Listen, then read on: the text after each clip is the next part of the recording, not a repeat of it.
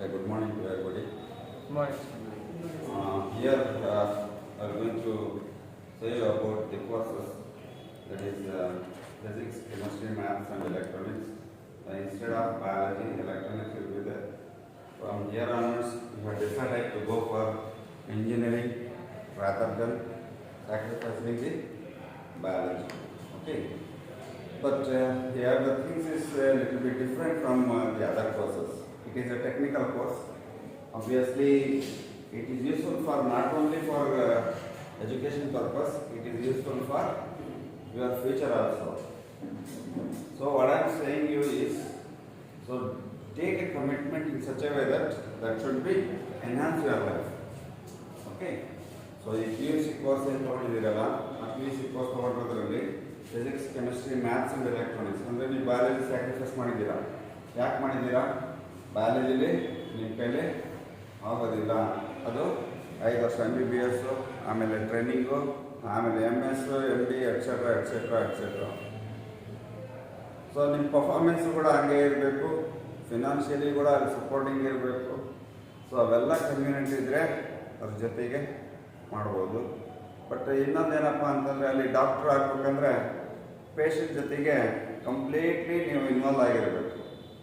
ಅಂದರೆ ಪೇಷಂಟ್ ಜೊತೆಗೆ ನೀವು ಪೇಷಂಟ್ ಆಗಿರಬೇಕು.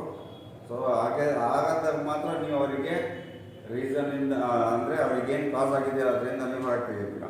ಬಟ್ ಅದು ಬೇಡ ಅಂತ ನೀವೇನು ಮಾಡ್ತೀರಾ? ಎಲೆಕ್ಟ್ರಾನಿಕ್ಸ್ ಮಾಡಿದ್ದೀರಾ. ಸೊ ಈಗ ಇಂಜಿನಿಯರಿಂಗ್ ಸೈಡ್ ಹೋದರೆ ನಿಮಗೆ ಶಾರ್ಟ್ ಟೈಮಲ್ಲಿ ಒಳ್ಳೆ ಎಜುಕೇಷನ್ ತಗೋಬೋದು. ಪ್ಲಸ್ ಎಜುಕೇಷನ್ ಜೊತೆಗೆ ನಾವು ದುಡ್ಕೊಂಡು ನಾವು ಓದ್ಕೋಬೋದು. ಸೊ ಆ ಒಂದು ಸಿನಾರಿಯೋ ಇವಾಗ ಹೇಳ್ತಾ ಇದ್ದೀನಿ. ಹೆಂಗಪ್ಪ ಅಂತಂದರೆ, ಸೊ ಇವತ್ತಿನ ದಿವಸ ಎಲೆಕ್ಟ್ರಾನಿಕ್ಸ್ ಎರಾನೇ ಎಲ್ಲ ನಡೀತಿರೋದು. ಎಲೆಕ್ಟ್ರಾನಿಕ್ಸ್ ಬಿಟ್ಟರೆ ಯಾವುದು ನಡೀತಾ ಇಲ್ಲ.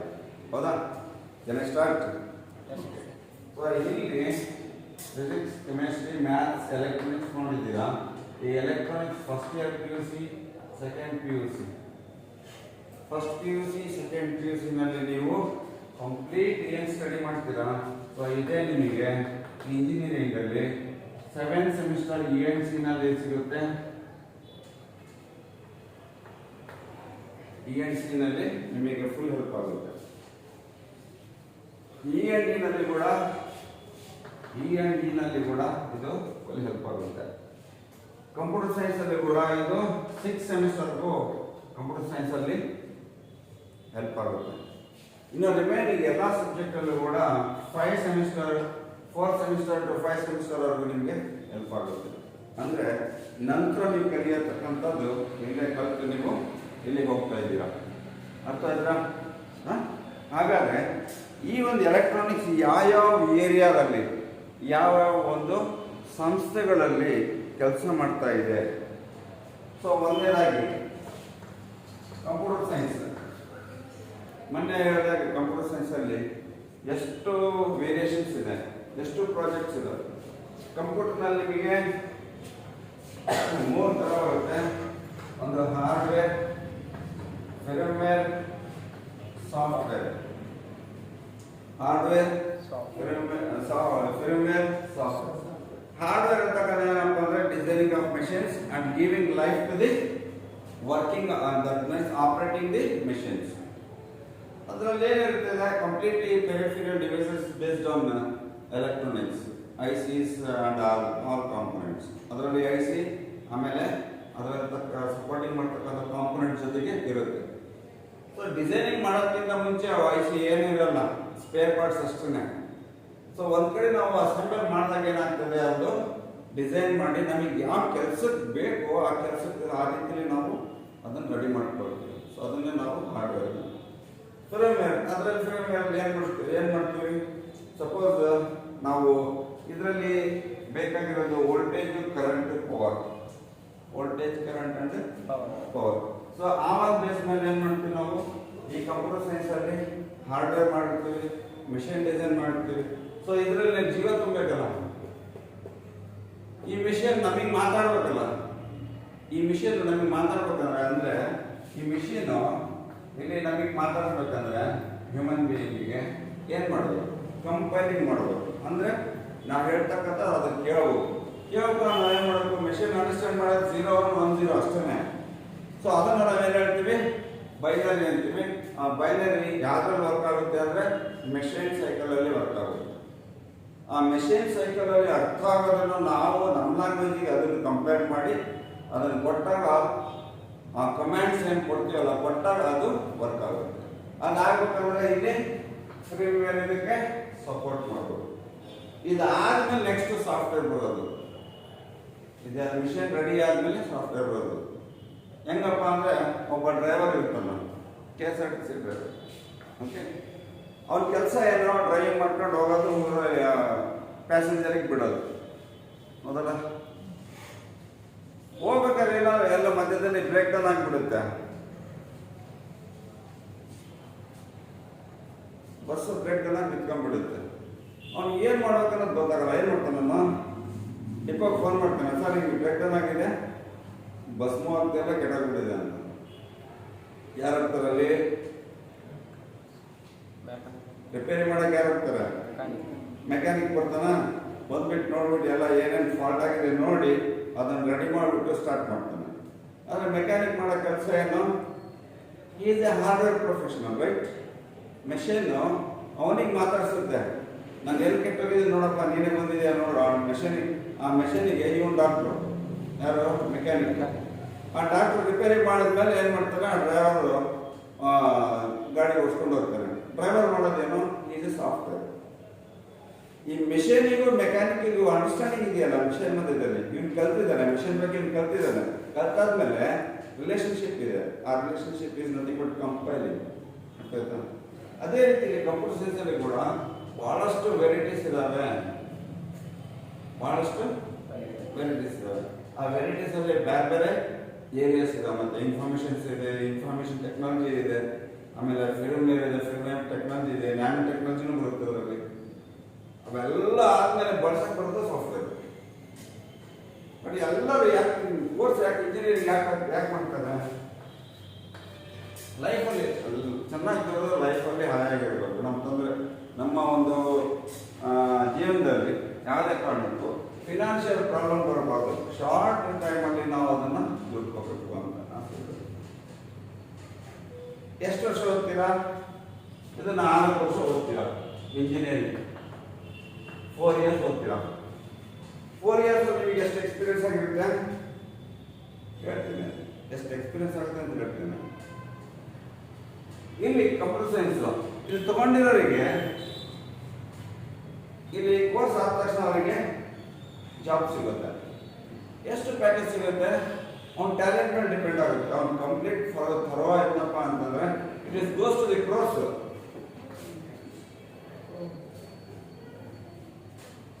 ನಿಮಗೆ ಎಷ್ಟು ಬೇಕು ಇವಾಗಲೇ ಡಿಸೈಡ್ ಮಾಡಿ. ಆ ಡಿಸೈಡ್ ಮಾಡಿದ ಪ್ರಕಾರ ನೀವು ಇಲ್ಲಿ ನಾಲೆಜ್ ತಗೊಳ್ಳಿ. ಸಾಕಪ್ಪ, ದಿವಸಕ್ಕೆ ಒಂದು 300 ರೂಪಾಯಿ ಆದರೆ ಮಾಡ್ಕೊಂಡು ಅಷ್ಟೇ.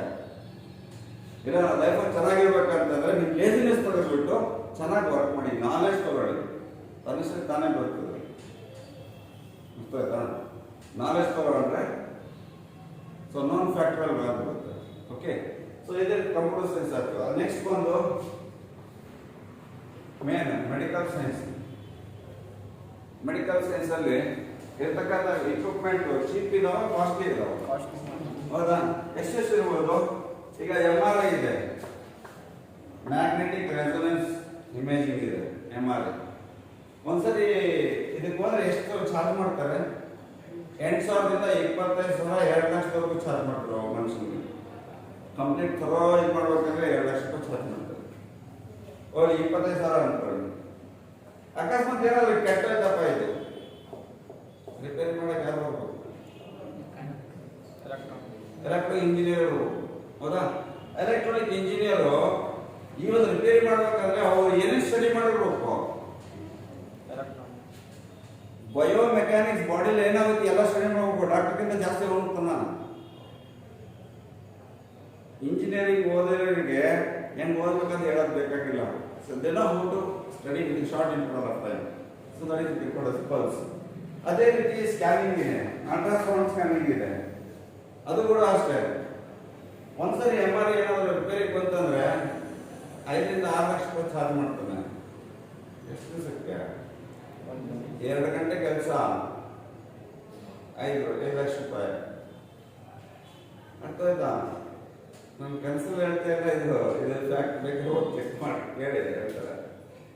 ಅದೇ ರೀತಿ ಅಲ್ಟ್ರಾಸೌಂಡ್ ಸ್ಕ್ಯಾನ್ ಎಂತ ಮಿಷನ್ಸ್ ಇಷ್ಟು ಇದಾವೆ. ಒಂದ್ಸರಿ ಯಾಕಂದ್ರೆ ಹೋದಾಗ ICU ನೋಡಿ ಯಾವ್ಯಾವ ಮಿಷನ್ಸ್ ಹಾಕಿರ್ತಾರ ಅಂತ. ಮತ್ತೆ ಇತ್ತ ಒಂದು 70 ವರ್ಷದ ಕೆಳಗೆ ಇತ್ತ ಏನಿಲ್ಲ, ನಾಡಿ ನೋಡಿ ಸೀದಾ ಕಳ್ಸೇ ಬಿಡೋದು ಮೇಲೆ, ನಾಡಿ ನೋಡೋದು ಯಾರು ಕಳ್ಸ್ಬಿಡೋದು. ಇವಾಗ ಎಲ್ಲ ಮಿಷನ್ಸ್ ಫಿಟ್ಟಿಂಗು, ಆರ್ಟಿಫಿಷಿಯಲ್ ರೆಸ್ಪಿರೇಷನ್ ಕೊಡೋದು ಬೇಕಾಗಿಲ್ಲ. ಆ ಮಿಷನಿಗೆ ಕನೆಕ್ಟ್ ಮಾಡಿಬಿಟ್ಟು ತನ್ನಿಸ್ತಾನೆ ಅದು ಪಲ್ಸು ಅದೆಲ್ಲ ಬ್ಯಾಲೆನ್ಸ್ ಮಾಡ್ತಾ ಹೋಗ್ತಾ ಇರುತ್ತೆ. ರೈಸ್ ಟ್ಯೂಬಲ್ಲಿ ಒಳಗಡೆ ಏನು ಆಪರೇಷನ್ ಆದಮೇಲೆ ಒಂದು ಇದಿರುತ್ತಲ್ಲ ಲಿಕ್ವಿಡ್, ಆ ಲಿಕ್ವಿಡ್ನ ಹೊರಗೆ ತೆಗಿಬೇಕಂದ್ರೆ ಆಸ್ಪಿರೇಷನ್ ಮಾಡ್ತಾರೆ. ಆ ಆಸ್ಪಿರೇಷನ್ ರೈಸ್ ಟ್ಯೂಬ್ ಹಾಕ್ಬಿಟ್ಟು ಅದರಿಂದ ತೆಗಿತಾರೆ, ಡ್ರೈನಿಂಗ್ ಮಾಡ್ತಾರೆ. ನ್ಯಾಚುರಲ್ ಆಗಿ ಆ ಮಿಷಿನಿಗೆ ಕನೆಕ್ಟ್ ಮಾಡಿದ್ರೆ ಅದೇ ಒಂದು ಡ್ರಾಪ್ ಕೊಡಲ್ಲ, ತೆಗಿತಾ ಇರುತ್ತೆ, ಬಂದಾಗೆಲ್ಲ ತೆಗಿತಾ ಇರುತ್ತೆ. ಎಲ್ಲ ಕಾಸ್ಟ್ಲಿ ಮಿಷಿನ್. ಒಂದ್ಸರಿ ಕೆಟ್ಟದ್ರೆ ಏನು ಮಾಡ್ತಾರೆ, ಇಂಜಿನಿಯರಿಂಗ್ ಫೋನ್ ಮಾಡ್ತಾರೆ, ಒಂದು ದಿವಸ ಅವ್ರು ಲಾಸ್ ಎಷ್ಟಾಗುತ್ತೆ. ಒಂದು ಮಿಷಿನ್ ಕೆಟ್ಟೋದ್ರೆ 50 ಲಕ್ಷ 60 ಲಕ್ಷ ಹೋಗ್ತದೆ ಅವರಿಗೆ ಲಾಸ್. 5 ಲಕ್ಷ ಕೊಡೋದೇ ದೊಡ್ಡದಾಗಲ್ಲ, ಸುಮ್ಮನೆ ಕೊಟ್ಬಿಡ್ತಾರೆ. ಸೊ ಅದಕ್ಕೆ ಇಲ್ಲಿ ಎಲೆಕ್ಟ್ರಾನಿಕ್ಸ್ ತಗೊಳ್ಳೋದ್ರಿಂದ ಇದೊಂದು ಬೆನಿಫಿಟ್ ಇದೆ, ರೈಟ್? ಮೂರನೇದು ಮೆಕ್ಯಾನಿಕಲ್. ಮೆಕ್ಯಾನಿಕಲ್ ಅಲ್ಲಿ ಕೂಡ ಇವತ್ತು CNC ಇದೆ, ಕಂಪ್ಯೂಟರೈಸ್ಡ್ ನ್ಯೂಮೆರಿಕಲ್ ಕಂಟ್ರೋಲ್. ಅದು ಬಂದಿರೋದ್ರಿಂದ ಏನಾಗಿದೆ, ಮೆಷಿನ್ ಡಿಸೈನಿಂಗ್ ಏನಿದೆ ತುಂಬಾ ಅಕ್ಯುರೇಸಿ ಆಗಿದೆ. ಒಳ್ಳೊಳ್ಳೆ ಮಿಷನ್ಸ್ ಈಗ ನೀವು ನೋಡ್ತಿರ್ತೀರ. ಇವತ್ತು ಏನಾದ್ರು ಗುಂಡಿ ತೊಡಬೇಕಂದ್ರೆ JCB ತಂದ್ಬಿಟ್ಟು 1 ಗಂಟೆ ಎಲ್ಲ ಕೆಲಸ ಮುಗಿಸ್ಕೊಡ್ತಿರ್ತಾರೆ. ಅರ್ಥವಾಯ್ತಾ?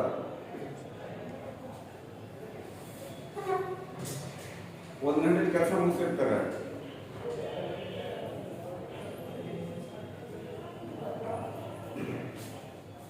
ಅದೇ ಕೆಲಸ ಮನುಷ್ಯರಿಗೆ ಕೊಡಬೇಕಾದ್ರೆ ಎಷ್ಟು ದಿವಸ ಆಗುತ್ತೆ? 4 ದಿವಸ ಮಾಡ್ತಾರೆ ಗುಡ್ಡಿ ತೆಗಿಯಕ್ಕೆ. ಅದು ಬೆಳಿಗ್ಗೆ 10ರಿಂದ ಸಾಯಂಕಾಲ 5 ಗಂಟೆಗೆ. 5 ಗಂಟೆ 1 ನಿಮಿಷನೂ ಇದು ಮಾಡೋದು, ಬರೋದು ಲೇಟು, ಹೋಗೋದು ಬೇಗ. JCB ಆದರೆ 2 ಗಂಟೆ ಮುಗಿಸಾಗ್ಬಿಡ್ತದೆ ಗೋಸು. ಯಾಕೆ JCBನಲ್ಲಿ ಯಾಕೆ ಇದು ಮಾಡ್ತೀವಿ? It is completely comprising of electronic control mechanical working. ಅರ್ಥ ಆಯ್ತಾ? ಸೊ ನೆಕ್ಸ್ಟು ಇದರಲ್ಲಿ ಕೂಡ ಕಡಿಮೆ ಇಲ್ಲ ಸಾರ್ಗೆ. ನಾ ಹೇಳ್ತದೆ ಎಲ್ಲ ಕಂಪ್ಲೀಟ್ ಆಗಿ ಇನ್ ಟರ್ಮ್ಸ್ ಆಫ್ ಲ್ಯಾಕ್ಸ್ ಇರೋದು. ಬಟ್ ನಿಮ್ಮ ಟ್ಯಾಲೆಂಟ್ ಮೇಲೆ ಡಿಪೆಂಡ್ ಆಗುತ್ತೆ. ನೀವು ಇಂಟರ್ವ್ಯೂ ಬಂದಾಗ ನೀನು ಎಷ್ಟು ಹೇಳ್ತೀವಿ 20,000 ನಾನು 20,000 ಬರ್ಕೊಂಡು ಪಕ್ಕದಲ್ಲಿ ಒಂದು ಬರ್ತದೆ 1,20,000 ಬರ್ಕೊಂಡು 1,00,000 ಇಟ್ಕೊಂಡು 20,000 ನಿಮ್ಗೆ ಕೊಡ್ತಾನೆ. Don't become A beggar. when you enter the interview hall, go with the confidence, sit properly. You are giving the benefit to the company. You are not taking any begging. You are not begging for the company. ಕಂಪ್ನಿಯಿಂದ begging ಮಾಡ್ತಾ ಇಲ್ಲ, ನೀವು ಕೊಡ್ತಾ ಇರೋದು ಕಂಪ್ನಿಗೆ. ನಿಮ್ಮ ಟ್ಯಾಲೆಂಟ್ನ ಕೊಟ್ಬಿಟ್ಟು ಕಂಪ್ನಿಗೆ ಪ್ರಾಫಿಟ್ ಮಾಡ್ತೀರಾ, ಅದರಲ್ಲಿ ನಿಮಗೆ ಪ್ರಾಫಿಟ್ ಕೊಡೋದು. ಯಾವಾಗ ಕಾನ್ಫಿಡೆಂಟ್ ಆಗಿ ಹೋಗ್ಬೇಕು. Experience, I am a fresher, I have the knowledge, I can do well, give me the chance, I will make it as a choice. You see my work, then you can decide the payments. ಎಷ್ಟು ವರ್ಡಲ್ಲಿ ಯಾವುದನ್ನು ನೀವು ಆ ದುಡ್ಡಿನ ಬಗ್ಗೆ ಮಾತಾಡೋಕ್ಕೆ ಹೋಗ್ಬೇಡಿ. 1 ತಿಂಗಳು 2 ತಿಂಗಳು 3 ತಿಂಗಳು ನೋಡ್ತಾರೆ ನಿಮಗೆ. ವರ್ಕ್ ಚೆನ್ನಾಗಿತ್ತು ಅಂತಂದರೆ ನನಗೆ ಹೇಳ್ಬೇಡ, ನೀನು ಆಫರ್ ಲೆಟ್ರಲ್ಲಿ ಕೊಡು, ನಿಮಗೆ ಬ್ಲ್ಯಾಕ್ ಆ್ಯಂಡ್ ವೈಟ್ ಅಂತ ಕೇಳಿ. ಅವಾಗ ಅವನು ನೀವು ಮಾಡ್ತಿರ್ತಕ್ಕಂಥ ಕೆಲಸ ನೋಡಿಬಿಟ್ಟು ಅವನಿಗೆ ಕೊಡ್ತಾನೆ. ನೀವು 20,000 ಇದ್ದರೆ ಅಲ್ಲಿ 1,00,000 ಬಂದಿರುತ್ತೆ. ಅರ್ಥಾಯ್ತಾ? ನೀವೇ 20,000 ಅಂತಂದರೆ ಲಾಸ್ ಮಾಡ್ಕೊಳ್ತೀರಾ. Don't go as a beggar, ಈ go as a provider, not as a beggar. Okay, next even ಕೆಮಿಕಲಲ್ಲಿ, ಕೆಮಿಕಲ್ ಇಂಜಿನಿಯರಿಂಗಲ್ಲಿ ಇವತ್ತಿನ ದಿವಸ ಎಷ್ಟು ಪ್ರಿಸಿಷನ್ ಆಗ್ತಾ ಇದೆ ಅಂತಂದರೆ ಅಲ್ಲಿ ಕೂಡ ಮೆಷಿನ್ಸ್ ಇದ್ದಾವೆ. ಕಾರ್ಬನ್ ಡೇಟಿಂಗಲ್ಲಿ ಹಳೆಯ ಪುರಾತನ ಕಾಲದ ಎಲುಗಳು ಇಲ್ಲ ಕಲ್ಲು ಏನೋ ಸಿಗ್ತದಲ್ಲ, ಅದನ್ನು ಬರ್ದು ಮಾಡಿ ಅದರೊಳಗಿಟ್ರೆ ಯಾವಾಗಿಂದ ಬಂದಿದೆ ಅನ್ನೋದು ಗೊತ್ತಾಗ್ಬಿಡುತ್ತೆ. ಅರ್ಥದ ಏನು ಮಾಲಿಕ್ಯುಲರ್ ಸಪ್ರೇಟ್ರು, ನ್ಯಾನೋ ಮ್ಯಾನಿಕ್ಯುಲರ್ ಸಪ್ರೇಟ್ ಇದೆ. ತುಂಬ ಪ್ರಿಸಿಷನ್ ಇದೆ. ಇಲ್ಲಿ ಕೂಡ ಕಂಪ್ಲೀಟ್. ಈಗ ಆಸಿಡ್ ಟ್ಯಾಂಕ್ಸ್ ಅಂತ ಅಲ್ವಾ ಕೆಲಸ ಮಾಡೋಕ್ಕಾಗುತ್ತೆ. ಆಸಿಡ್ ಟ್ಯಾಂಕ್ಸಲ್ಲಿ ಎಲೆಕ್ಟ್ರೋಡ್ಸ್ ಇಟ್ಟಿರ್ತಾರೆ, ಕಂಪ್ಲೀಟ್ಲಿ ಕಂಪ್ಯೂಟರೈಸ್ಡ್. ಕಂಪ್ಯೂಟರ್ ಮುಂದೆ ಕುತ್ಕೊಂಡು ಎಲ್ಲ ಎಲೆಕ್ಟ್ರಾನಿಕ್ಸ್ ಫಿಕ್ಸ್ ಮಾಡಿರ್ತೇನೆ, ನೋಡ್ಕೊಂಡು ಆಪರೇಟ್ ಮಾಡ್ತಾರೆ. ಅವ್ರಿಗೆ ಎಷ್ಟು ಕೊಡ್ತಾರೆ? ಅವ್ರಿಗೂ ಅಷ್ಟೇ in terms of lakhs. Next fifth defence aeronautics. Aeronautics ಅಲ್ಲಿ ಎಲೆಕ್ಟ್ರಾನಿಕ್ಸ್ ಕಂಟ್ರೋಲಿಂಗ್ ಇರಲಿಲ್ಲ ಅಂದ್ರೆ ಏನಾಗೋದು? ಏನಿರ್ತಿತ್ತು, ಕಪ್ಪೆ ಆಗತ್ತಾಗೆ ಕರ್ಕೊಂಡು ಹೋಗ್ಬೇಕಾಗಿತ್ತು. ಹಳೆ ಫಿಲಮ್ಸ್ ನೋಡಿ, ಯಾವುದು ಒಳ್ಳೆ ಟೆಕ್ನಿಕಲ್ ಫಿಲಮ್ಸ್ ನೋಡಿ, ಅರ್ಥ ಆಯ್ತಾ? ನೋಡಿದಾಗ ನಿಮಗೆ ಒಂದು ಐಡಿಯಾ ಬರ್ತದೆ ಹೆಂಗಾಗ್ತದೆ ಅಂತ. ಇವತ್ತಿಂದ ಎಲ್ಲ ಏರೋಪ್ಲೇನ್ಸ್ ಅಲ್ಲಿ completely comprised of electronics peripheral devices. ಯಾವ ಟೈಮಿಗೆ ಹೆಂಗೆ, ಎಷ್ಟು ಆಲ್ಟಿಟ್ಯೂಡ್ ಅಲ್ಲಿ ಯಾವ ರೀತಿ ಹೋಗ್ತದೆ, ಕಂಪ್ಲೀಟ್ ಡಾಟಾ ಕೊಡ್ತಾ ಇರುತ್ತೆ. For every moment it gives the data. ಆಮೇಲೆ ನಿಯರ್ ಬೈ ಎಲ್ಲಿ ಏರ್ಪೋರ್ಟ್ಸ್ ಇದ್ದಾವೆ, ಯಾವ ರೀತಿ ಇದೆ, ಕಂಪ್ಲೀಟ್ ಆಗಿ ಡಾಟಾ ಕೊಡುತ್ತೆ GPS ಅಲ್ಲಿ. ಅಲ್ಲ, ಅಕಸ್ಮಾತ್ ಇರಲಿಲ್ಲ ಅಂದ್ರೆ, ಒಂದೇನಾದ್ರೂ ಫೇಲ್ ಆಗ್ತದೆ ಅಂದ್ರೆ ಎಲ್ಲರೂ ಹೋಗ್ತಾರೆ, ಅದಲ್ಲ? ಅದೇ ರೀತಿ ಇದರಲ್ಲಿ ಕೂಡ ಪೇಮೆಂಟ್ಸ್ ಕಡಿಮೆ. ಒಬ್ಬ ಪೈಲಟಿಗೆ ಅವನಿಗೆ ಕೊಡ್ತಕ್ಕಂಥ ಪೇಮೆಂಟ್ಸೇ ಬೇರೆ ಅದು. ಇಲ್ಲಿ ಕೂಡ ಪೇಮೆಂಟ್ಸು, ಅಲ್ಲಿ ಕೂಡ ಪೇಮೆಂಟ್ಸ್ ಬೇರೆ. Next sixth avionics. ಏವಿಯಾನಿಕ್ಸ್ ಅಲ್ಲಿ complete it is defence. DRDO ಇದೆ, ಡಿಫೆನ್ಸ್ ರಿಸರ್ಚ್ ಡೆವಲಪ್ಮೆಂಟ್ ಆರ್ಗನೈಸೇಷನ್ ಇದೆ. DRDL, defence research development laboratory. Okay. ISRO, Indian satellite research organisation. NAL, national aeronautics limited. HAL, Hindustan aeronautics limited. ಇವೆಲ್ಲ government companies. ಇವೆಲ್ಲ manufacturing ಇರುತ್ತೆ, research ಇರುತ್ತೆ, ಎಲ್ಲ ಇರ್ತದೆ. ಅಲ್ಲಿ ಸೈಂಟಿಸ್ಟ್ಗಳು ಇರ್ತಾರೆ. ಸೈಂಟಿಸ್ಟ್ಗಳು ಒಂದ್ಸರಿ ಅಪಾಯಿಂಟ್ ಆದ್ಮೇಲೆ ಸೈಂಟಿಸ್ಟ್ ಯಾವ ಸೈಂಟಿಸ್ಟ್ ಏನು ಕೆಲಸ ಮಾಡ್ತಾನೆ ಯಾರಿಗೂ ಗೊತ್ತಾಗಲ್ಲ, ಸೀಕ್ರೆಸಿ ಇರುತ್ತೆ. It is under the security of Indian act. ನಮ್ಮ ದೇಶದ ಬಗ್ಗೆ ಅವರೆಲ್ಲ ಕೆಲಸ ಮಾಡ್ತಿರ್ತಾರೆ, ಯಾರಿಗೂ ಗೊತ್ತಾಗೋದಿಲ್ಲ. ಹಂಗೆ ಮಾಡ್ತಾ ಇದ್ದಾರೆ ಅಂದರೆ ಅವರಿಗೆ ಪೇಮೆಂಟ್ಸ್ ಕಡಿಮೆ ಕೊಡ್ತಾರಾ? ಕೊಡೋದಿಲ್ಲ. ಅಲ್ಲಿ ಸೆಲೆಕ್ಷನ್ ಮಾಡೋ ವಿಧಾನನೂ ಬೇರೆ ಇರುತ್ತೆ. ಆ ವಿಧಾನ ಹೇಗಿರುತ್ತಪ್ಪ ಅಂತಂದರೆ, ನಿಮಗೆ ಎಲ್ಲ ರೀತಿಯಿಂದಲೂ ಚೆಕ್ ಮಾಡ್ತಾರೆ. ನಿಮ್ಮ ಡೇಟ್ ಆಫ್ ಬರ್ತಿಂದ ಹಿಡಿದು, ನಿಮ್ಮ ಕ್ಯಾರೆಕ್ಟರಿಂದ ಹಿಡಿದು, ನಿಮ್ಮದು ಹ್ಯಾಬಿಟಿಂದ ಹಿಡಿದು, ನಿಮ್ಮ ಫ್ಯಾಮಿಲಿ ಬ್ಯಾಕ್ಗ್ರೌಂಡಿಂದ ಹಿಡಿದು ಎಲ್ಲದೂ ನೋಡ್ತಾರೆ. ಯಾಕಂದ್ರೆ ಸೆಕ್ಯೂರಿಟಿ ಪ್ರಶ್ನೆ ಅಲ್ಲ, ಹಿಂಗಾಗಿ. ಸೊ ಈ ಏವಿಯಾನಿಕ್ಸ್ ಏನು ಮಾಡ್ತಾರೆ? ಸ್ಯಾಟಲೈಟ್ಸು, ರಾಕೆಟ್ಸು, ಮಿಸೈಲ್ಸು ಇವೆಲ್ಲ ಇದ್ರಲ್ಲಿ ಮಾಡ್ತಾರೆ. ಓಕೆ.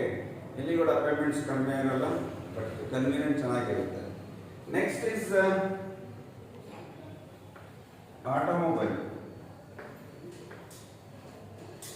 ಆಟೋಮೊಬೈಲ್ ಟೆಕ್ನಾಲಜಿನಲ್ಲಿ ಇವತ್ತಿನ ದಿವಸ ಕಾಂಪಿಟೇಷನ್ ಅಲ್ಲಿ ಕಾರುಗಳು ಬರ್ತಾ ಇದ್ದಾರೆ. ಇದೇ ಒಂದು 60 ವರ್ಷದ ಮುಂಚೆ ಯಾವುದೋ ಒಂದು ಕಾರ್ ತರಿಸ್ಬೇಕಂದ್ರೆ 1 ವರ್ಷ ಬೇಕಾಗ್ತಾ ಇತ್ತು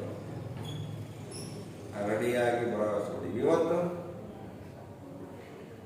ರೆಡಿ ಇರ್ತಾವ ಕಾರು, ಹೋಗೋದು, ದುಡ್ಡು ಬಿಡೋದು, ತಗೊಂಬರೋದು. ಸ್ಪೀಡ್ ಎಷ್ಟಿರುತ್ತೆ? ನೀನು ದುಡ್ಡು ಕೊಟ್ಟಾಗ ಟೆಕ್ನಾಲಜಿ ಇರುತ್ತೆ. ದುಡ್ಡು ಹೆಂಗೆ ಕೊಡ್ತೀವಿ ಹಂಗೆ ಟೆಕ್ನಾಲಜಿ ಇರುತ್ತೆ. ಆಯ್ತಾ? ಯಾವ್ಯಾವ ಕಂಪ್ನೀಸ್ ಇದಾವೆ? ಟಾಪ್ ಮೋಸ್ಟ್ ಕಂಪ್ನೀಸ್ ಯಾವ್ಯಾವ್ದು ಇದ್ದಾವೆ? ನಮ್ಮ ಇಂಡಿಯಾದಲ್ಲಿ ಟಾಟಾ ಇದೆ. ನೆಕ್ಸ್ಟ್ ರಾಲ್ಸ್ ರಾಯ್ಸ್ ಜರ್ಮನ್, ಇದ್ರದ್ದು ಬ್ರಿಟಿಷ್ ಅವ್ರದ್ದು.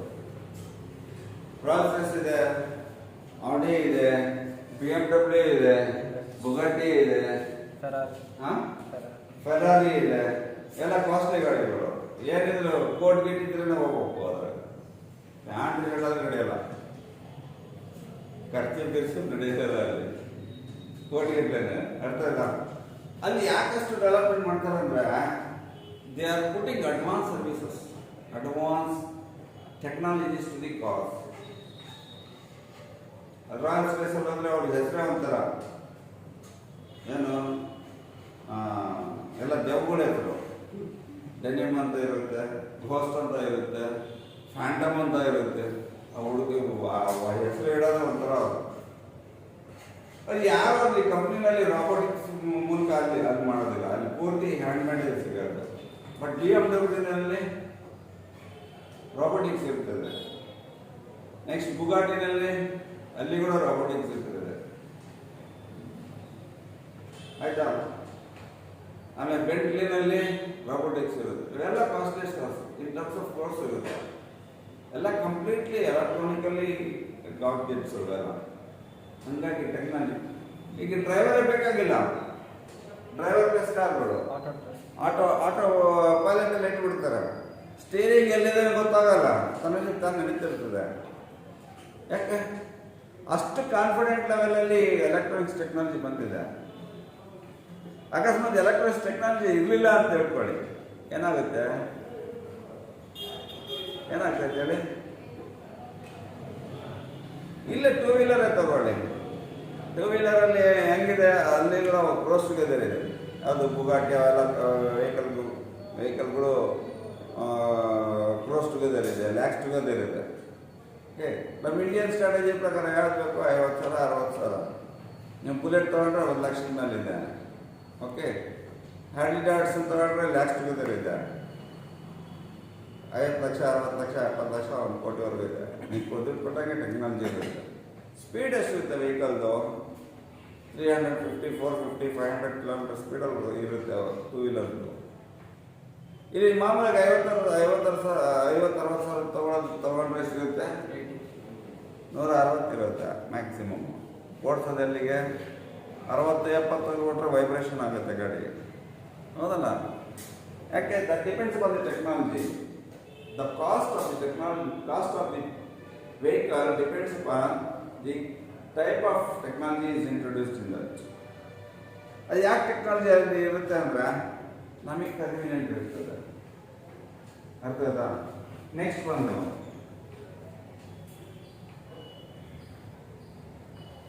Nano technology. ಇವತ್ತಿನ ದಿವಸ ನ್ಯಾನೋ ಟೆಕ್ನಾಲಜಿನಲ್ಲಿ ನಡೀತಾ ಇದೆ. ಸೊ ನ್ಯಾನೋ ಟೆಕ್ನಾಲಜಿನಲ್ಲಿ ಕಂಪ್ಲೀಟ್ ಆಗಿ it's based on a precise value of ಆಟಮಲ್ಲಿ ಏನು ಕೆಲಸ ತಗೋಬೇಕಂತಂದು ಮಾಡ್ತಾ ಇದ್ದಾರೆ. ನ್ಯಾನೋ ಕಾರ್ ನೋಡಿದಿರಲ್ಲ, ನ್ಯಾನೋ ಅಂದ್ರೆ ಸಣ್ಣದಂತ. ಓಕೆ, ಆ ನ್ಯಾನೋ ಆ ಟೆಕ್ನಾಲಜೀಸ್ ಯಾವ ರೀತಿ ಹೆಂಗಿತ್ತು ಅಂತ ನೆಕ್ಸ್ಟ್ ಕ್ಲಾಸಲ್ಲಿ ಅದನ್ನು ಹೇಳ್ತೇವೆ. ಬಟ್ ಇದು ಅಡ್ವಾಂಟೇಜ್. ನೆಕ್ಸ್ಟು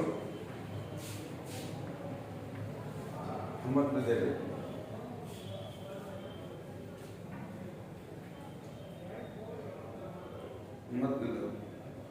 ನಿನ್ನೆ ಹೇಳಿದ್ನಲ್ಲ, ನಿನ್ನೆ ವಿಡಿಯೋ ಮಾಡಿದ್ದಿಲ್ಲ, ಜಸ್ಟ್ ಹೇಳಿದೆ. ಬಟ್ ಇವತ್ತು ಹೇಳ್ತಾ ಇದ್ದೀನಿ.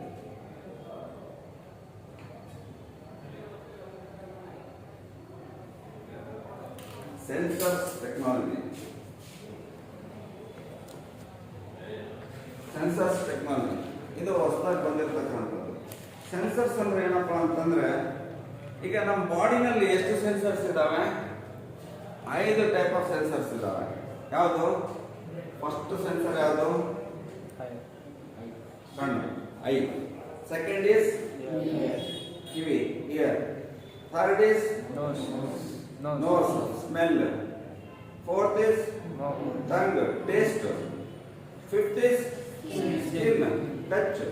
ಓಕೆ, ಇವೆಲ್ಲ ಬಾಲಿಗೆ ಇರ್ತಾನೆ. ವಾಲಿನಲ್ಲಿ ಕೆಲಸ ಆಗುತ್ತೋ ಅದನ್ನ ತಗೊಂಡು ನಾವು ಎಲ್ಲಿ ಮಾಡಿದ್ದೀವಿ? ಎಲೆಕ್ಟ್ರಾನಿಕ್ಸ್. ನೀವು ಜೆರಾಕ್ಸ್ ಮಿಷಿನಿಗೆ ಹೋಗಿ, ಜೆರಾಕ್ಸ್ ಮಿಷಿನಲ್ಲಿ ಎಷ್ಟು ಟೈಪ್ ಆಫ್ ಸೆನ್ಸರ್ ಇರುತ್ತೆ? ದುಡ್ಡು ಕೊಟ್ಟಂಗೆ ಆ ಮೆಷಿನ್ ಇರುತ್ತೆ, ಹೌದಾ? ನೀವು ಒಂದ್ಸರಿ ಕಂಪ್ಲೀಟ್ ಆ ಬುಕ್ ಇಟ್ಬಿಟ್ಟು ಸ್ಕ್ಯಾನ್ ಮಾಡಿ ಬಿಟ್ಟ ಅಂತಂದ್ರೆ ನಿಮಗೆ ಎಷ್ಟು ಪ್ರಿಂಟ್ ಬೇಕು ಒಂದ್ಸರಿ ಹಾಕ್ಬಿಟ್ಟಾಗ ಸುಮ್ಮನೆ ತೆಗಿತಾನೆ ಇರುತ್ತೆ. ಇನ್ನು ಕೆಲವು ಪ್ರಿಂಟರ್ಸ್ ಬಂದಿದ್ದಾವೆ. ಪ್ರಿಂಟರ್ಸ್ ಟೆಕ್ನಾಲಜಿ ತುಂಬ ಡೆವಲಪ್ಮೆಂಟ್ ಇದೆ. ನೀವು ಜಸ್ಟ್ ಪ್ರೋಗ್ರಾಮ್ ಮಾಡಿಬಿಟ್ರೆ ಸಾಕು, ತಾನೇ ತಗೊಳುತ್ತೆ ಸಾಫ್ಟ್ವೇರ್ ಎಲ್ಲ, ಅರ್ಥಾಯ್ತಾ? ಈವನ್ ಬೋರ್ಡ್ ತಗೊಳ್ಳಿ, ಬೋರ್ಡ್ ಇದೆಯಲ್ಲ, ಇಂಟ್ರಾಕ್ಟಿವ್ ಬೋರ್ಡ್, ಕಂಪ್ಲೀಟ್ ಆಗಿ ನಾವು ಪ್ರೋಗ್ರಾಮ್ ಮಾಡಿರ್ತೇವೆ. ಚಾಕ್ ಪೀಸು ಡಸ್ಟರ್ಗೆಲ್ಲ ಹೋಯ್ತು, ಆದ್ರೂ ಚಾಕ್ ಪೀಸ್ ಯಾಕೆ ಬಳಸಿ ನಾವು ಇನ್ನೂ ಅಪ್ಡೇಟ್ ಆಗಿಲ್ಲ. ಆಗಿದ್ದೀವಿ, ಬಟ್ ನಿಮಗೆ ಅದರ ಬಗ್ಗೆ ಗೊತ್ತಿಲ್ಲ. ಗೊತ್ತಾದ್ಮೇಲೆ ನೀವು ಶುರು ಮಾಡ್ತೀರಾ, ಅರ್ಥ ಆಯ್ತಾ? ಸೊ ಸೆನ್ಸಸ್ ಟೆಕ್ನಾಲಜಿನಲ್ಲಿ ಬಹಳಷ್ಟು ಡೆವಲಪ್ಮೆಂಟ್ ಆಗಿದೆ. ಇದರಲ್ಲಿ ಬಹಳಷ್ಟು ಸೆನ್ಸರ್ಸ್ ಇದಾವೆ. ಆ ಸೆನ್ಸರ್ಸ್ ಏನು ಕೆಲಸ ಮಾಡುತ್ತೆ ತಗೊಂಡು ಅದು ಮಿಷಿನ್ ಮಾಡೋದು.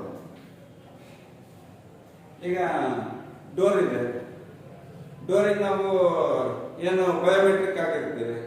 ಬಯೋಮೆಟ್ರಿಕ್ ಎಷ್ಟಾಗಿ ಬರುತ್ತೆ? ನಮ್ಮ ಟಚ್ಚು, ಕಣ್ಣನ ಐರಿಸ್ ಇರುತ್ತಲ್ಲ ಅದು, ಆಮೇಲೆ ನಮ್ಮ ಫೇಸ್ ಐಡೆಂಟಿಫಿಕೇಶನ್, ನಮ್ಮ ವಾಯ್ಸ್ ಐಡೆಂಟಿಫಿಕೇಶನ್. ಅಲ್ಲಿ ಜವಾನಿ ನಿಲ್ಸೋದು ಬೇಕಾಗಿಲ್ಲ.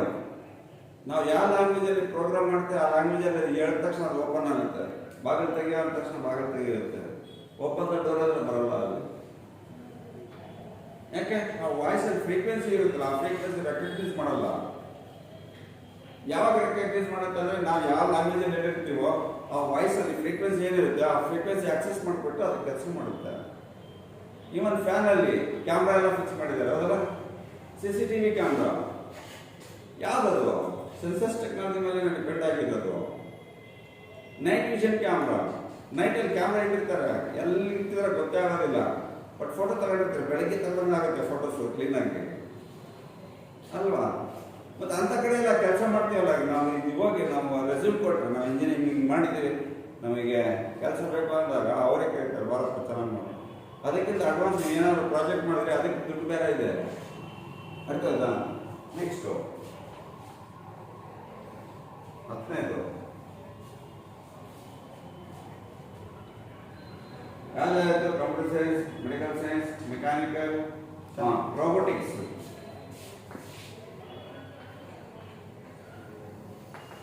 Robotics technology.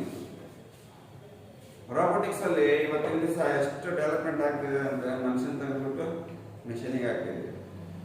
ಇಲ್ಲಿ ನಿಮಗೆ ಕಣ್ಣಿಗೆ ಕಾಣ್ತಕ್ಕಂಥ ರಾಬೋಟ್ಸ್ ಯಾವ್ದಾವ್ದಿದ್ದಾವೆ? Phone robotics. ಫೋನ್ ಅಂತ. ಓಕೆ, ರಾಬೋಟಿಕ್ಸ್ ಅಲ್ಲಿ ಎಷ್ಟೆಷ್ಟು ಕೆಲಸ ಇದ್ದಾವೆ? ಯಾವ್ದಾದ್ರು ನೋಡ್ತೀರಾ?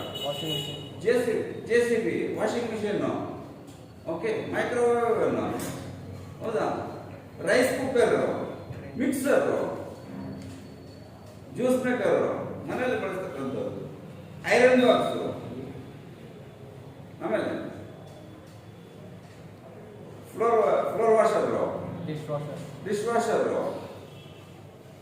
ನಿಮ್ಮ ಮನೇಲಿ ಇರ್ತಕ್ಕಂಥ ಒಂದು ಎಲ್ಲ ಲಿಸ್ಟ್ ಮಾಡಿ, ಎಲೆಕ್ಟ್ರಾನಿಕ್ ಐಟಮ್ ಯಾವೆಲ್ಲ ಅಂತ ಪ್ರತಿಯೊಬ್ಬರು ಲಿಸ್ಟ್ ಮಾಡಿ ನಿಮ್ಗೆ ಗೊತ್ತಾಗುತ್ತೆ, ಆಯ್ತಾ? ಇವತ್ತು ರಾಬೋಟಿಕ್ಸು ಇಂಡಸ್ಟ್ರೀಸ್ ಅಲ್ಲಿ ಡೆವಲಪ್ ಇನ್ಸ್ಟಾಲ್ ಮಾಡೋದ್ರಿಂದ ಏನಾಗಿದೆ?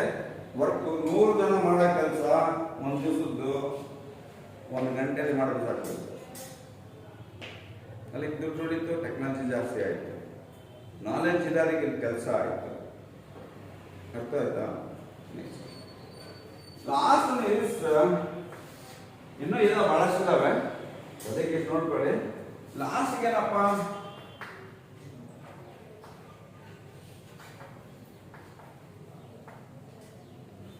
Entertainment technology. ಯಾವುದಪ್ಪ entertainment technology? Almost all repairs and working. ನೀವು ಬಹಳಷ್ಟು ಇದಾವೆ, 150, 150, 200 ಐಟಮ್ಸ್ ಇದಾವೆ. ಅದರಲ್ಲಿ ಯಾರು ವರ್ಕ್ ಮಾಡಿದ್ರು ಕೂಡ ಆಗುತ್ತೆ. ನೀವು ಇದೇ PUC ಸೆಕೆಂಡ್ ಇಯರ್ ಕಂಪ್ಲೀಟ್ ಆದ ತಕ್ಷಣ ಎಲ್ಲಿನೂ ಟೈಮ್ ವೇಸ್ಟ್ ಮಾಡ್ತಿದ್ದಂಗೆ 2-3 ತಿಂಗಳು ಟ್ರೈನಿಂಗ್ ಮಾಡ್ಕೊಂಡ್ರು ಕೂಡ ಪಾರ್ಟ್ ಟೈಮ್ ಜಾಬ್ ಮಾಡಿದ್ರೆ ಗಂಟೆಗೆ 1,000 ರೂಪಾಯಿ ದುಡಿಬೋದು. ಬಟ್ ನಾನು ಟ್ಯಾಲೆಂಟ್ ತಗೊಂಡಾಗ ಏನಾಗ್ತದೆ? ಇಲ್ಲಿ instead of wasting your time you are gaining your time. Knowledge ಬರುತ್ತೆ, ಪ್ಲಸ್ ನಿಮಗೆ ಅದರಲ್ಲಿ ಟೆಕ್ನಾಲಜಿ ಅಡಾಪ್ಟೇಷನ್ ಆಗುತ್ತೆ. ಸಪೋಸ್ ಮೊಬೈಲ್ ಸರ್ವಿಸಿಂಗ್ ಇದೆ, 2 to 3 months ಕೋರ್ಸ್ ಇರುತ್ತೆ. ನೀವು ಇಂಜಿನಿಯರಿಂಗ್ ಮುಗಿಸ್ಕೊಂಡು ಅಲ್ಲಿ ಅವ್ರ ಜೊತೆ ಅಡ್ಡಾಡೋದಕ್ಕಿಂತ ಗಪ್ಪ ಹೊಡ್ಯಾಕ ಹೋಗೋದಕ್ಕಿಂತ ನೀವು ಇಲ್ಲಿ ಟೆಕ್ನಾಲಜಿ ತಗೊಂಡ್ರೆ ನಿಮಗೆ ಲೈಫಿಗೆ ಸಪೋರ್ಟ್ ಮಾಡುತ್ತೆ. ಫ್ರೆಂಡ್ಸು, ನಿಮ್ಮ ಬುಕ್ಸು, ನಿಮ್ಮ ಫ್ರೆಂಡ್ಸ್ ಯಾರು ಫ್ರೆಂಡ್ಸ್ ಅಲ್ಲ. ಇಲ್ಲಿ ಬಂದಾಗ ಜಾಯ್ನ್ ಆಗಿದ್ರೆ ಈಗ ಫ್ರೆಂಡ್ಸ್ ಆಗಿದ್ದೀರಾ, ಮತ್ತೆ ಇದ್ರಾ? ಬಟ್ ಇಲ್ಲಿ ಜಾಯ್ನ್ ಆಗಿರೋ ಉದ್ದೇಶ ಏನು? ಅದು ಚೆನ್ನಾಗಿ ಕಲಿತು ಪರ್ಫಾರ್ಮೆನ್ಸ್ ಚೆನ್ನಾಗಿ ತಗೊಂಡು ಲೈಫಲ್ಲಿ ಚೆನ್ನಾಗಿರ್ಬೇಕು ಅಂತ, ಹೌದಲ್ಲ? ಹಂಗಾಗಿ ಇದು ತಗೊಂಡು ಜಸ್ಟ್ 2-3 ಮಂತ್ಸಲ್ಲಿ ನೀವು ಇದು ಮಾಡ್ಕೊಡ್ತೀರ. ಇಲ್ಲಿ ಒಂದು ಜ್ಞಾಪಕ ಇಟ್ಕೋಬೇಕು, ದುಡ್ಡಿನಿಂದ ಯಾವತ್ತೂ ಓಡೋಗ್ಬಾರ್ದು. ದುಡ್ಡಿನಿಂದ ಯಾವತ್ತು ಓಡೋಗ್ಬಾರ್ದು. ನಾಲೆಜ್ ಫಿಕ್ಸ್ ಇರಬೇಕು. ನಾಲೆಜ್ ಗೇನ್ ಮಾಡಬೇಕು. ದುಡ್ಡು ಬರುತ್ತೆ ಹೋಗ್ಬಿಡುತ್ತೆ, ಇರೋದಿಲ್ಲ. ಬಟ್ ಏನಪ್ಪ ಅಂತಂದ್ರೆ ನೀವು ಕಲಿಬೇಕಾದ್ರೆ ಯಾವುದೇ ಕೆಲಸ ಮಾಡಿ ಇಂಟ್ರೆಸ್ಟ್ ತಗೊಂಡು ಕೆಲಸ ಮಾಡಿ. ಇಂಟ್ರೆಸ್ಟ್ ಅಂತ ದುಡ್ಡಲ್ಲ. ಕೆಲಸದಲ್ಲಿ ಆಸಕ್ತಿ ತಗೊಂಡು ಶ್ರದ್ಧೆಯಿಂದ ಕೆಲಸ ಮಾಡಿ 100% ನಿಮಗೆ ಈಸಿ ಆಗುತ್ತೆ. ಒಬ್ಬ ಕ್ರಿಕೆಟ್ ಪ್ಲೇಯರ್ ಹೇಳಿದ್ದು ಮಾತ್ರ ಬರ್ತದೆ, when you practice in such a way that you become magnet, the ball naturally comes towards you. Practice ಎಷ್ಟು ಮಾಡ್ಬೇಕಂತಂದ್ರೆ ಬಾಲ್ ನಮ್ಮ ಹತ್ರ ಬಂದ್ರೆ ಬಿಟ್ಟು ಹೋಗ್ಬೋದು. He is our Indian captain one of the time. I'm not supposed to say his name. There are so many captains. Kapil Dev, Gavaskar, Azharuddin, Tendulkar, Dhoni, Kohli. So these are the captains which has given more contribution to our country. All of them are told the same word. When you practice in such a way that you become magnet, so that the ball will be attracted. Okay. So ಇಲ್ಲಿ ನೀವು training ಆದ್ಮೇಲೆ just 1 hour ನಿಮ್ಮ technology ಓದಿರೋದು ನಿಮಗೆ experience ಆಗ್ಲಿಕ್ಕೋಸ್ಕರ ನೀವು 1 ಗಂಟೆ ನೀವು ಕೆಲಸ ಮಾಡಿದ್ರೆ ಆ ಕೆಲಸ ಮಾಡಿಸ್ಕೊಂಡ್ರೆ ಯಾವ ಸುಮ್ಮನೆ ಇರೋಲ್ಲ.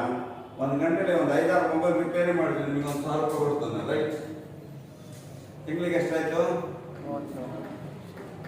12 ಈ 60,000 ನಿಮ್ ಖರ್ಚಿಗೆ ಇಟ್ಕೊಳ್ಳಿ, ಫೀಸಿಗೆ ಅದಕ್ಕೆ ಇದಕ್ಕೆಲ್ಲ. 3 ಇರೋದು ಡೆಪಾಸಿಟ್ ಮಾಡ್ಕೊಳ್ಳಿ. 1 ವರ್ಷಕ್ಕೆ ಎಷ್ಟು ಎಕ್ಸ್ಪೀರಿಯನ್ಸ್ ಆಗುತ್ತೆ ನಿಮಗೆ? 1 ವರ್ಷಕ್ಕೆ ಎಷ್ಟು ಎಕ್ಸ್ಪೀರಿಯನ್ಸ್ ಆಗುತ್ತೆ? ಆಲ್ಮೋಸ್ಟ್ ಎಲ್ಲ ಎಕ್ಸ್ಪೀರಿಯನ್ಸ್ ಬಂದಿರುತ್ತೆ. ಆ ಎಕ್ಸ್ಪೀರಿಯನ್ಸ್ ಪ್ರಾಕ್ಟಿಕಲ್ ಎಕ್ಸ್ಪೀರಿಯನ್ಸ್ ಆಗಿರುತ್ತೆ. ನೀವು ಫಸ್ಟ್ ಇಯರ್ ಇಂಜಿನಿಯರಿಂಗ್ ನೀವು ಮುಗಿಸ್ಕೊಳ್ತೀರಾ ಆರಾಮಾಗಿ. ಗಾಡಿ ಇರುತ್ತೆ, ಎಲ್ಲ ಇರುತ್ತೆ, ಯಾರ ಹತ್ರ ದುಡ್ಡು ಕೇಳಬೇಕಾಗಿರಲ್ಲ. ಅದೇ ರೀತಿ we are finishing 4 years also with high performance, with good technical knowledge. Suppose ನೀವೇನಾದ್ರೂ MTech ಗೆ ಹೋದ್ರೆ ಅಲ್ಲಿ ದುಡ್ಡು ಬೇಕಾಗುತ್ತೆ. ಇಲ್ಲಿ 15 ಲಕ್ಷ ರೂಪಾಯಿ ಮಿನಿಮಮ್ ಇರುತ್ತೆ ನಿಮ್ಮ ಹತ್ರ. ಇಲ್ಲಿ ಫೀಸ್ ಕಟ್ಟಿ ನೀವು ಹೋಗ್ಬೋದಾ? Yes or no? ಹೋಗ್ಬೋದಾನೆ? ಹೋದಾಗ ಏನಾಗುತ್ತೆ? ನಿಮಗೆ ಯಾವ ಟೆನ್ಷನ್ ಇರಲ್ಲ. ಆಸ್ ಸೂನ್ ಆಸ್ ನಿಮ್ದು MTech ಇಲ್ಲ ME ಕಂಪ್ಲೀಟ್ ಆಯ್ತು ಅಂತಂದ್ರೆ ಅವಾಗ ಕಂಪ್ನಿಯವ್ರು ನಿಮ್ಮ ಹತ್ರ ಬರ್ತೀರ ನಮ್ಮ ಹತ್ರ ಅಂತ. ಆ ಕಂಪ್ನಿಯವ್ರ ಇಂಟರ್ವ್ಯೂ ಬಂದಿರಲಿಕ್ಕೆ ನೀವು ಇಂಟರ್ವ್ಯೂ ತಗೋಬಹುದು. ಇಂಟರ್ವ್ಯೂ ತಗೊಳ್ಳಿಕ್ಕೆ ಬಂದಿರ್ತಾರಲ್ಲ ಅವ್ರಿಗೆ ತಗೋಬಹುದು. ಯಾಕಂದ್ರೆ ಇಲ್ಲಿ ನಿಮ್ಗೆ 5 ವರ್ಷದ್ದು 6 ವರ್ಷದ ಟೆಕ್ನಿಕಲ್ ನಾಲೆಜ್ ಇರುತ್ತೆ. ರಿಪೇರ್ಸ್ ಅಲ್ಲಿ, ಫಾಲ್ಟ್ ಫೈಂಡಿಂಗ್ಸ್ ಅಲ್ಲಿ ನೀವೇ ಡಿಸೈನ್ ಮಾಡಬಹುದು. R&D ಸೆಕ್ಷನ್ ಅಲ್ಲಿ ತಗೊಳ್ತೀಯಾ? ನಿನ್ CTC ಎಷ್ಟಿದೆ? ನಾವು ಕೇಳೋದು ನಿನ್ CTC ಎಷ್ಟಿದೆ? Suppose if you want to give 10% of your shares yearly, are you ready? 10% share ಕೊಡಬೇಕು. ಕಾಮನ್ ಆಗಿ. ಆಮೇಲೆ 5% of your CTC ಕೊಡಬೇಕು. 5% ನಮ್ಮ CTC ಜಾಸ್ತಿ ಆದರೆ ಪರ್ಸೆಂಟೇಜ್ ಕಡಿಮೆ ಕೇಳಬೇಕು. 5% ಜಾಸ್ತಿ ಕಡಿಮೆ ಇದ್ರೆ 5% ಜಾಸ್ತಿ ಕೇಳಬೇಕು. 5% of CTC ರೆಡಿ ಇದೆಯಾ?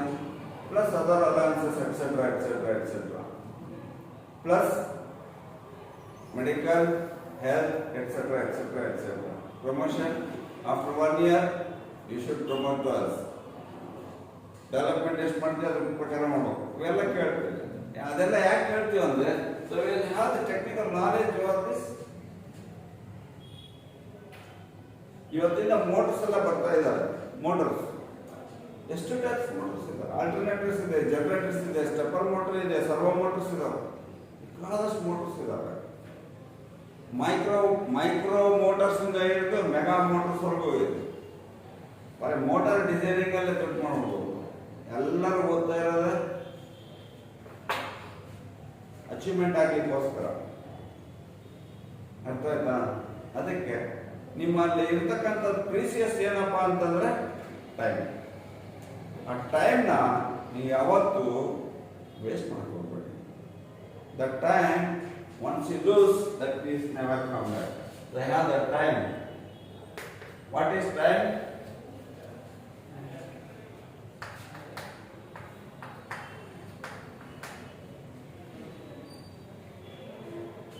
What is time?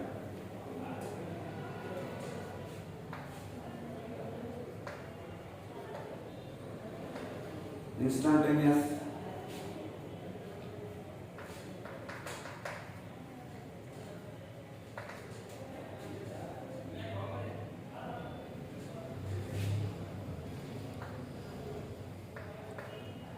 Tectonic. That means it is always taking low frequency. Okay.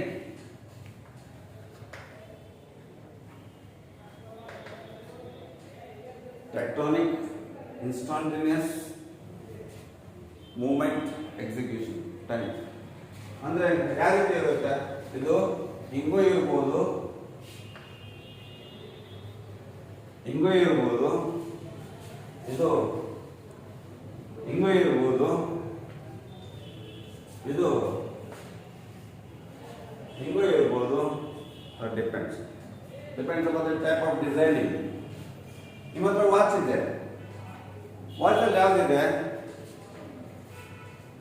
Electronic watch ಇರ್ತಾನೆ ಅದರಲ್ಲಿ ಏನಿರುತ್ತೆ ಕ್ರಿಸ್ಟಲ್ ಇದ್ದೇ ಇರುತ್ತೆ ಕ್ರಿಸ್ಟಲ್ ಏನು ಕೆಲಸ ಮಾಡುತ್ತೆ ಫ್ರೀಕ್ವೆನ್ಸಿ ಪ್ರೊಡ್ಯೂಸ್ ಮಾಡ್ತಾ ಇರುತ್ತೆ ಆ ಫ್ರೀಕ್ವೆನ್ಸಿ ಹೇಗೆ ಬರುತ್ತೆ ಪಲ್ಸಸ್ ಇದು ಹೆಂಗಿದೆ ಇನ್ಸ್ಟಂಟೇನಿಯಸ್ ತಾನೆ ಒಂದು ಲೋ ಇದೆ ಒಂದು ಹೈ ಇದೆ ಯಾವಾಗಲೂ ಅದು ಮೂವ್ಮೆಂಟ್ ಆಗ್ತಾನೆ ಇರುತ್ತಾ ನಮ್ಮ ಹತ್ರ ಒಂದು ಕ್ರಿಸ್ಟಲ್ ಇದೆ ನಮ್ಮ ಹತ್ರ ಒಂದು ಕ್ರಿಸ್ಟಲ್ ಇದೆ ಆ ಕ್ರಿಸ್ಟಲ್ ಇರೋದಕ್ಕೆ ನಾವು ಬದುಕಿರೋದು ಅದ್ಯಾವುದು ನಮ್ಮ ಬಾಡಿನಲ್ಲಿ ಹಾರ್ಟ್ ಇರುತ್ತಾನೆ ಪ್ರತಿ ಸರಿ ಪಡ್ಕೊಳ್ತಾ ಅದು 72 ಸರಿ ಪಡ್ಕೊಂಡ್ರೆ ಅದು ನಾರ್ಮಲ್ ಜಾಸ್ತಿ ಪಡ್ಕೊಂಡ್ರೆ ಬಿ ಪಿ ಜಾಸ್ತಿ ಆಗುತ್ತೆ ಅದಕ್ಕೆ ಕಡಿಮೆ ಆದರೆ B P low B P ಹೌದಾ ಅದು ಯಾವ ನಮ್ಮಲ್ಲಿ ಕೂಡ ಕರೆಂಟ್ ಇದೆ ಹೌದಾ ಆ ಕರೆಂಟ್ ಉತ್ಪತ್ತಿ ಆಗೋದು ಎಲ್ಲಿ ಮಿಟ್ರಿಯಲ್ ವ್ಯಾಲ್ವ್ ಅಂತ ಇದೆ ಹಾರ್ಟಲ್ಲಿ ಬ್ಲಡ್ನ ಸಪ್ರೇಟ್ ಮಾಡುತ್ತಲ್ಲ ಪ್ಯೂರ್ ಅಂಡ್ ಇಂಪ್ಯೂರ್ ಬ್ಲಡ್ಗೆ ಸಪ್ರೇಟ್ ಮಾಡಿ ಪಂಪ್ ಮಾಡುತ್ತಲ್ಲ ಒಂದ್ಸರಿ ಪ್ಯೂರ್ ಬ್ಲಡ್ ಪೂರ್ತಿ ಪಂಪ್ ಮಾಡಿದ್ರೆ ಕೆಳಗೆ ಹೋಗುತ್ತೆ ಇಂಪ್ಯೂರ್ ಬ್ಲಡ್ ಬಂದ ತಕ್ಷಣ ಇದು ಮತ್ತೆ ಅದು ಲಂಗ್ಸಿಗೆ ಕಳಿಸುತ್ತೆ ಅಲ್ವಾ ಲಂಗ್ಸ್ ಅಲ್ಲಿ ಏನಾಗ್ತದೆ ಆಕ್ಸಿಜನೇಟೆಡ್ ಆಗಿಬಿಟ್ಟು ನೆಕ್ಸ್ಟ್ ಕಿಡ್ನಿಗೆ ಹೋಗುತ್ತೆ ಅಲ್ಲಿ ಫಿಲ್ಟರ್ ಮಾಡುತ್ತೆ ಫಿಲ್ಟರ್ ಮಾಡಿ ಮತ್ತೆ ಹಾರ್ಟಿಗೆ ಕಳಿಸುತ್ತೆ ಅಲ್ಲಿ ಏನು ಮೆಟೀರಿಯಲ್ ಅಲ್ಲಿ ಫ್ಲಕ್ಚುಯೇಷನ್ ಆಗುತ್ತಲ್ಲ ಒಂದ್ಸರಿ ಎಲ್ಲ ಅಂತ ಬಡಿತಾನೆ ಇರ್ತದಲ್ಲ ಆ ಬಡಿಬೇಕಾದ್ರೆ ಎಷ್ಟು ಫೋರ್ಸ್ ಇರುತ್ತೆ ಆ ಫೋರ್ಸ್ಗೆ ಏನು ಕ್ರಿಯೇಟ್ ಆಗುತ್ತಲ್ಲ voltage that is called as biomedical voltage that is forgot the name so voltage create ಆಗುತ್ತೆ that is in micro volts current ಕೂಡ micro current micro amps that is in nano pico amps ಹಂಗಿರೋದಕ್ಕೆ ನಮ್ಮ neural ಏನಿದೆ ನರಗಳಿದಾವಲ್ಲ ನಮ್ಮ ಇಲ್ಲಿಂದ complete control ಮಾಡ್ತಿರೋದು ಬಾಡಿನ ಮೆದಡೇ ಇರಲಿಲ್ಲ ಅಂದರೆ if you don't have a brain then you what you are it's only dead body okay next is a prime precious and metal for you people. Not only for you, it is for me also, for everybody also. ಟೈಮ್ನ ನಾವು ಕರೆಕ್ಟಾಗಿ ಬಳಸಿದ್ರೆ ಅದರಿಂದ ನಮಗೆ ಬೆನಿಫಿಟ್ಸೇ ಹೊರತು loss ಏನಿಲ್ಲ. ಆ ಟೈಮಲ್ಲಿ ಆ ಕೆಲಸ ಮಾಡಲಿಲ್ಲ ಅಂದರೆ ಸೊ ಇಲ್ ಬಿ ಅಂಡರ್ ಲಾಸ್. ಓಕೆ, ಅರ್ಥ ಆಯ್ತಾ? So this is the benefit of taking physics, chemistry, maths and electronics in PUC. ಇದು ಮಾಡ್ಕೊಂಡ್ರೆ ನೀವು ನೆಕ್ಸ್ಟ್ ಯಾವ ಬೇಕಾದ್ರೆ ಕೋರ್ಸಿಗೆ ಹೋಗ್ಬೋದು, ಮ್ಯಾನೇಜ್ಮೆಂಟಿಗೆ ಹೋಗ್ಬೋದು, BSc ಹೋಗ್ಬೋದು. Suppose if you go for teaching side you can go for B.Ed also.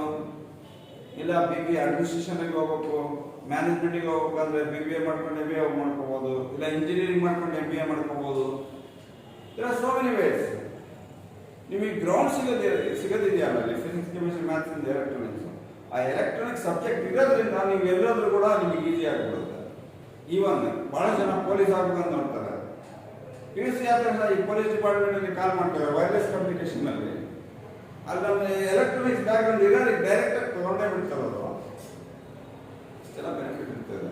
ಹಂಗಾಗಿ ಟೈಮ್ ವೇಸ್ಟ್ ಮಾಡ್ತಿದ್ದಂಗೆ ನಾವೇನು ಹೇಳ್ತೀವೋ ಅದಕ್ಕೆ ಕರೆಕ್ಟಾಗಿ ನೀವು ಫಾಲೋ ಮಾಡಿಬಿಟ್ಟು ಸ್ಟಡಿ ಮಾಡಿ. ಬಿಡು ನಾಳೆ ಓದೋಣ, ನಾಳೆ ಮುಗಿದಲ್ಲಿ ಶಟ್ಲು ಇವತ್ತೇನಾಗ್ತಾ ಇದೆ ಅದನ್ನ ನೀವು ಇವತ್ತೇ ಕಂಪ್ಲೀಟ್ ಮಾಡಿಬಿಡಿ, ಟೆನ್ಷನ್ ಇರಲ್ಲ. Be a master of today only, not for tomorrow. If you become master of today, tomorrow will be the executor, tomorrow will be the expert. ನಾಳೆ ಎಕ್ಸ್ಪರ್ಟ್ ಆಗ್ಬೇಕಂದ್ರೆ ಇವತ್ತು ಕೆಲಸ ಮಾಡಲೇಬೇಕು. Okay, I will stop this section.